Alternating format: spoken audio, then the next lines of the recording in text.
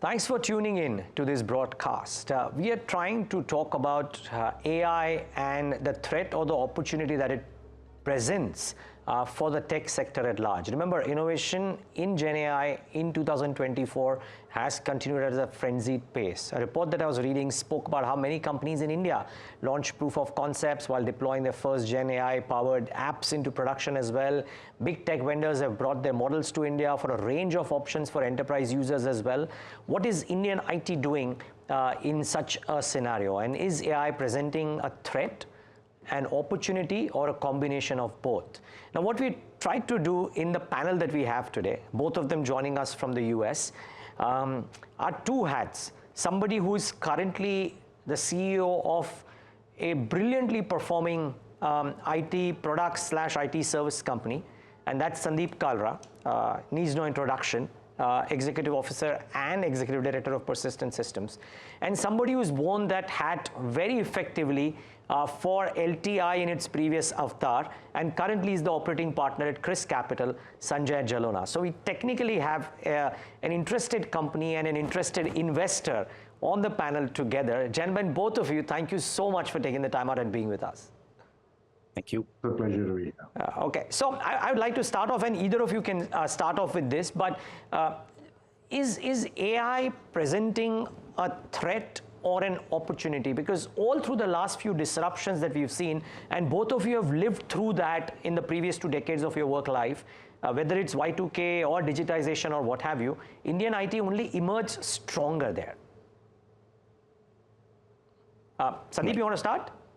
Sure, I can. Thank you for having us. And as you rightly said, look, Indian IT has seen many of these waves, and every wave has brought in a new set of opportunities for all of us. So if we look at the AI side of it, AI is not new to any of us. We have been investing in AI. We have been delivering projects, products, leveraging AI technologies. We have done work, for example, in healthcare, tracking renal diseases, tracking lung cancer, and many others using traditional AI.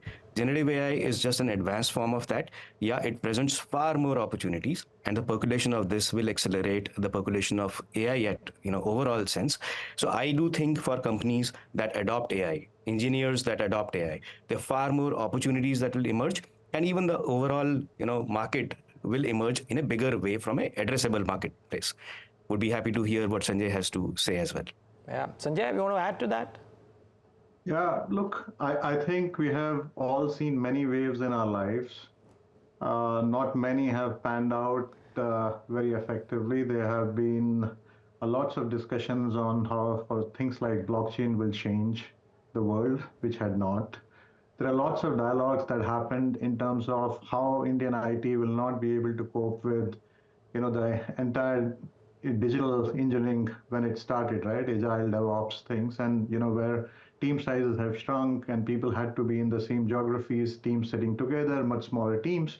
But Indian IT typically has a way of coping up with all of these challenges and coming and becoming more effective, as we have seen in the past. But Gen AI and all the advances in AI have become a lot more pertinent and effective today, simply because of 3 broad reasons. One, I think there is an ecosystem readiness this time. Whether you talk about the silicon, the chipsets, the data, the LLMs, the investments that are going in from large companies like Microsoft, OpenAI, and open source, overall is helping adoption of this technology in a meaningful way. Second thing that is happening is consumerization. Just step back and think about how many of us, our children are using ChatGPT, for example, to do their homework, us using ChatGPT to plan our vacations and so on and so forth in a meaningful way. There are lots of apps like FinChat.io where you can actually analyze a lot of data globally on stocks and equities all over the world through all and very powerful LLMs that have been developed over the years. And lastly, besides the ecosystem readiness, besides the consumerization, the whole discussion about operational efficiencies and the benefits that we have seen, that makes me think that yes, this is a lot more pertinent in today's times. I think a lot more investments are going in there, a lot more effectiveness and operational efficiencies are coming in play. So this will continue to be a very important lever. But linking it to whether it's an opportunity or a threat, I always, and I'm a strong believer on that. My entire life has traversed in technology, just like Sandeep. And I think there is Indian IT always comes out trumps. So there's a lot of investment that's going in from tech companies globally, and more so from Indian companies in this whole AI. It's not new, as Sandeep called out, but the important thing is the culture is changing for companies where everything has to be AI and Gen AI first. The way products and SaaS products are created. Now I see, in my past I saw more of technology. Now I see BPO companies, KPO companies, RCM companies, SaaS companies.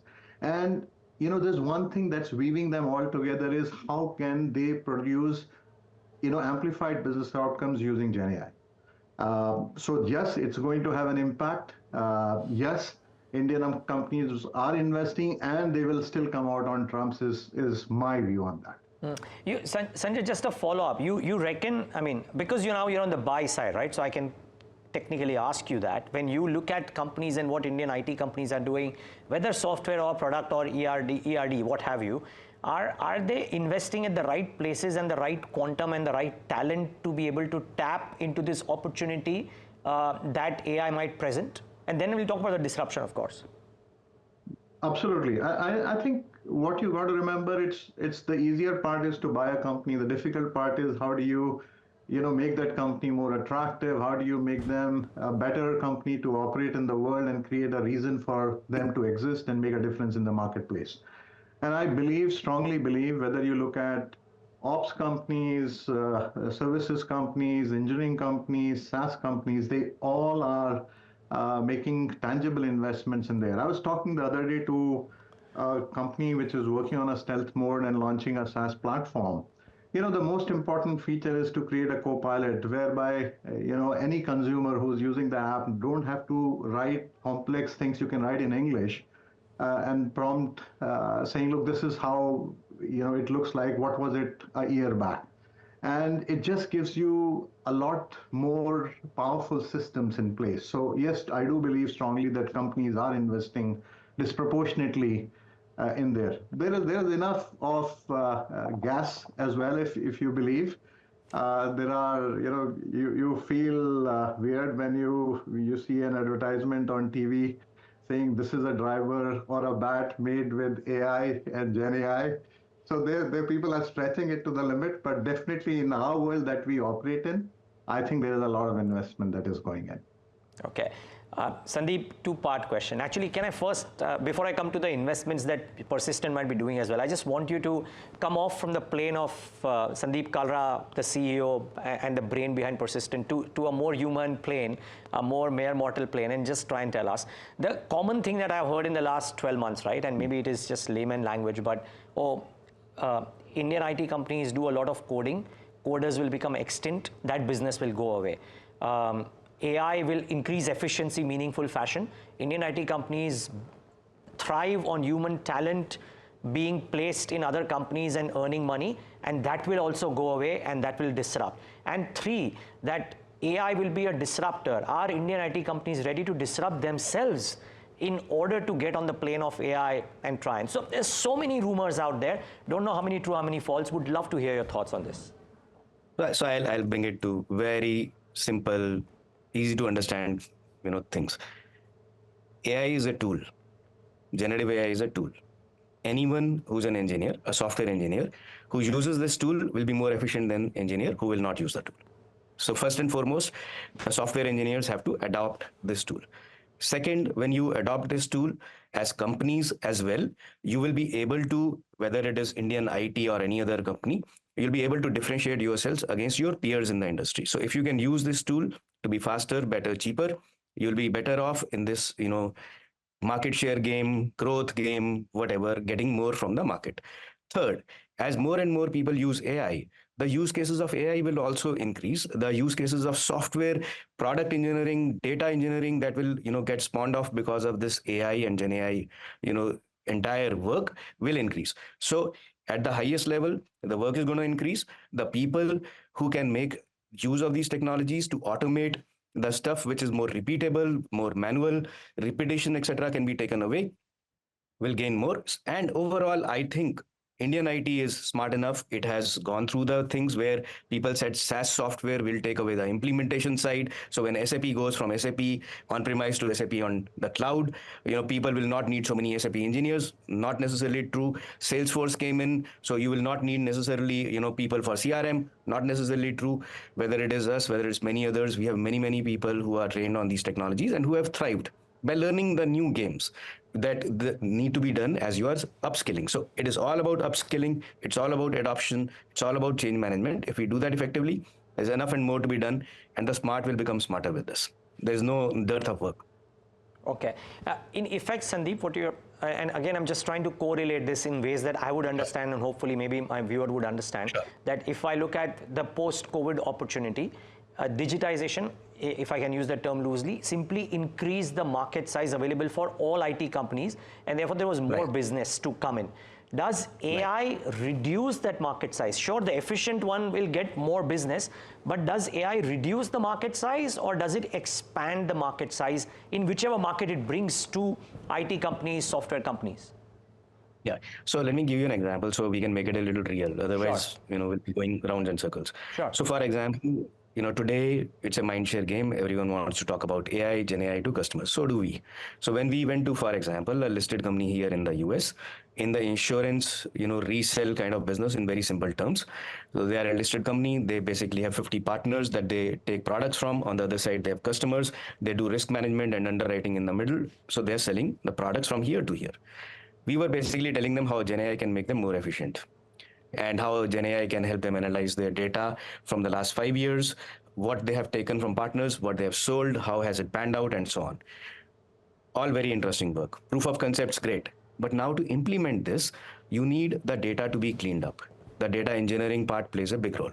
You need a software product slash platform, more like a platform to be built. So for us, while the Gen AI part is only 500K in this whole deal is roughly about 12 to $15 million, spanning around 2.5 years. So in my mind, there are many, many downstream things that AI and Gen AI will, spawn off, and it is going to be making sure that there are many more, kinds of work that will be spawned off that. And even for hyperscalers, if you look at it, if you ask them what is your Gen AI revenue, that Gen AI revenue may be very minuscule. Gen AI on standalone basis may be a loss-making proposition for them right now. But for them, the data-related work, the cloud consumption it is pulling through, many other things is what makes it very attractive. And so in a way, it is a much bigger play. Gen AI is just the tip of the iceberg. There's much more beneath it that is a market for all of us, whether it is us, software product companies, hyperscalers, many more. In your conversation, Sanjay, with IT services firms in India or elsewhere, you think there is enough investment happening? Because I heard you say something to that effect at the start of the conversation. Oh, absolutely. I think there's tremendous investments happening. I can talk about one of the portfolio companies in IT and engineering that we have is Orient. I think training thousands of people, literally 80% of the population on all things Gen AI, creating a platform called Orion for Zorient. Infosys has a Topaz, TCS has their platform, Persistent, Sandeep will talk about, I think it's Sasva or something it's called. A whole bunch of companies have invested disproportionately. There are also companies that have mushroomed in the marketplace, which are typically leading with AI and a platform in there. So definitely investment in a platform, training your employees. You will see, partnerships with Qualcomm, Intel. I think Infi has a partnership with Intel. Cognizant has a partnership, if I'm not wrong, with Qualcomm. Partnership with academia. There are people who are making partnerships with IITs, people who are making partnerships with MITs of the world to just be at the forefront of what is happening in the marketplace. So definitely, I see, and I see, not only IT. And let's move on to RCM company because I have a portfolio of RCM companies as well. I think the kind of investments that they have made in AI and Gen AI, even though they work for healthcare, where a lot more discussions have to be happening in face to face, I think it's tremendous. Using there's another company that we have which is on the contact center, really, really, very, very powerful contact center company in healthcare area. they have also invested tremendously on how can we use Gen AI to actually provide more consistent, better services to our customers. So I'm of a strong belief that realization is not a problem, right? IT companies do understand that they need to do a lot more to be growing and be differentiated in the marketplace, and they are rightfully investing in the companies in this technology. In this Sure. curve over the next 4, 5, 7 years, what have you, or maybe shorter, do you believe that there could be a period wherein the time and material kind of business that IT service firms have done, or maybe model as a service as well, business that might be there for some companies, could that revenue pie get disrupted, and maybe it could show up in a quarter or a year or two for some IT companies? Could that happen? Yeah, some part of it definitely can be disrupted. Some part of it will still remain because, look, today the development of any new platform, any new application, anything that is done in an iterative manner. Nobody does, 2-year, 3-year programs and so on and so forth. So as long as there's iterative development that is going to happen, as long as things evolve, there will be a need for programs which are time and material. And there are programs that can lend themselves to a fixed bid where we can bring in tools, IP, reusable components, and accelerate it, capture more value. So time and material will remain in some form and shape. The proportion of that in different companies may differ based on what they provide as services to their customers. Okay. Sanjay, I have one question though. In case you have a question for Sandeep, sure, but I have one question for you, Sanjay. I do have a question for. Okay, let's hear your question first, then I'll ask you the question. Yes, please.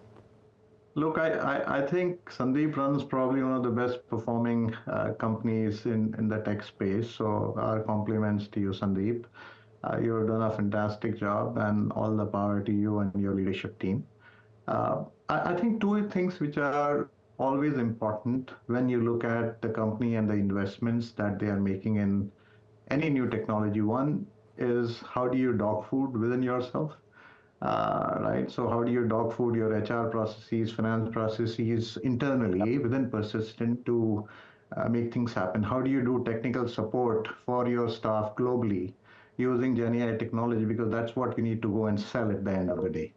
And more importantly, the second question is, I strongly believe that one is knowing the tool and the technology, but I think the more important part is how are you creating a culture of AI first and Gen AI first. I think that Right. is the most important pertinent that every IT company needs to put a hand on their heart and answer. And Right. that these will be the two questions for Sandeep from me. Pretty good questions. And see, from our perspective, we have been taking ourselves as a customer zero for a number of things that we are doing.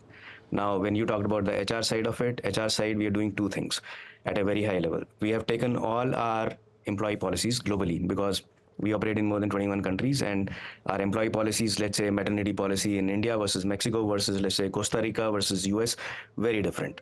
Similarly, there are many other policies and so on. So we have fed that into OpenAI APIs and so on. We put a chatbot on top. One of our employees, for example, if she joins from Mexico, wants to figure out a policy, doesn't need to talk to anyone, puts in the chatbot answers and says, do you want me to bring it up? Brings it up. Similarly, on the recruitment side, we are analyzing the data for the last 5 years. The resumes that we had, the people that we took, didn't take, didn't join. For our current requirements, can we quickly look at that? Where are they? Link it up and see if we can use that to accelerate our recruitment process and so on. And what are the learnings also from people that we hired and didn't work out? And so there are things that we are doing on that side as a part of HR.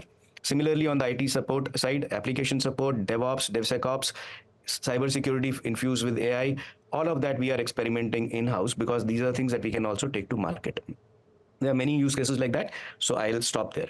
Now, on the culture side, look, Persistent has always been a forward-looking technology company. What that has also meant is we have had to have a culture of learning and making sure that we invest in a training side of it. So we have something called Persistent University. It's called, if I say Persistent is one of the best performing companies, that is the best kind of learning and development infrastructure we may have in the Indian IT. Whether it's physical classrooms, whether it's training staff, which are professionals, to some of our delivery leaders who go there and train our staff. And these are in partnership with hyperscalers and other niche companies that are coming in To give you an example, even on traditional things like Salesforce, we are the 10th largest, and in the Indian IT, 11.5% of our staff is trained on Salesforce, which is the highest in Indian IT. Like that on GCP and so on and so forth. So there's a learning culture and backed up by investments, physical, digital, and money. So there's that culture definitely that has helped us, and that's one of our employee value propositions as well. So I'll stop. Hopefully, Sanjay, I've answered your question. So Sandeep, you spoke about culture in reference to Sanjay's question. I would love to understand from you if it requires. I mean, I was talking to somebody who's supposedly, to my mind, an informed person on AI before this show, and his view was that in something like this, which according to him leads to a platform shift, old ways going away, new ways coming in. And companies which are existing business houses and are earning the daily bread and butter might find it very difficult to completely disrupt themselves from inside out at a loss of what happens for a year or two in order to prepare for the future. Is that something that the current AI wave would again entail, or you don't think it will be as dramatic? no, I think that's a fair point of view. Now, obviously, not every company is made equal. There are bigger peers of ours, anywhere between 150,000 employees to 650,000 employees and more. All kinds of work, infrastructure support to application support to contact centers, many of which are repeatable, automatable tasks, and people will need to be upskilled. There may be reduction in workforce in some areas when you, as Sanjay said, go to a customer and provide productivity gain and so on. So there is definitely that shift that's going to happen. How do you manage that with investments? And how do you manage that, especially in a macroeconomic environment where the growth is not that big? So when the growth happens and people get freed, you can deploy them. When growth is not there, now you are faced with the challenge of going to your customer and saying, I can do more for less or same for less. That's where the culture part and the courage part comes in. Thankfully for Persistent, we are a little less prone to all this because most of the work that we do is on the digital side, and that is from our perspective, the choice in very practical terms in this year was in a FY25 environment where the going is tough. Do you continue to invest because this needs investment? We talked about platform investments, we talked about business model changes, we talked about going back to the customer. So we have taken the difficult path of saying we will continue to invest because the markets will change. When the markets change, all this investment will pay off handsomely. And at the same time, we are upskilling our employees. The investment is not just in building a platform. Sanjay also alluded to it. In our company, we have trained 16,000 of our employees on the modern product or application development toolset. People think of AWS Code Whisperer and Microsoft GitHub Copilot. That's just small piece. There are many other things that we need to bring them up to speed on.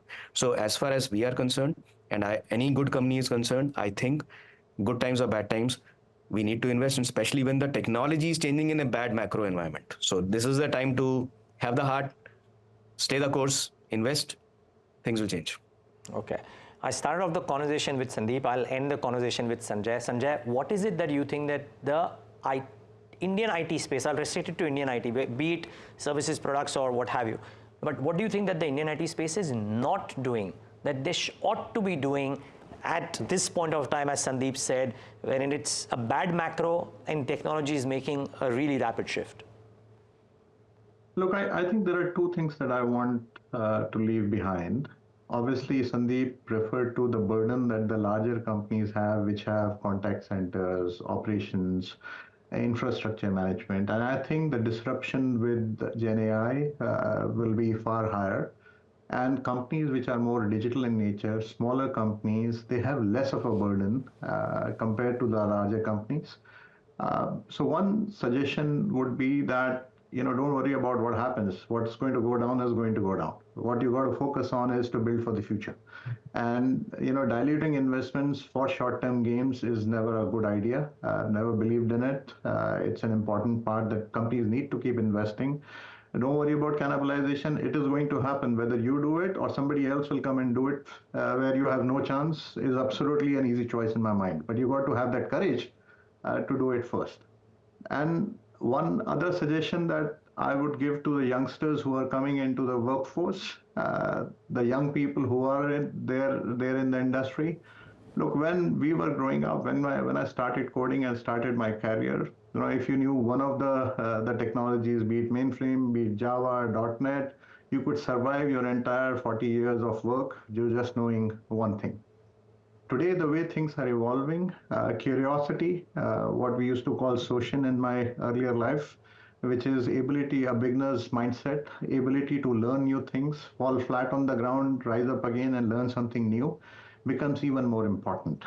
And companies need to provide that platform of learning, have the courage to let it simmer at times, but individuals need to have that onus and responsibility to learn themselves the newer technologies so they are workforce ready and efficient in times to come as well. So the onus works both ways.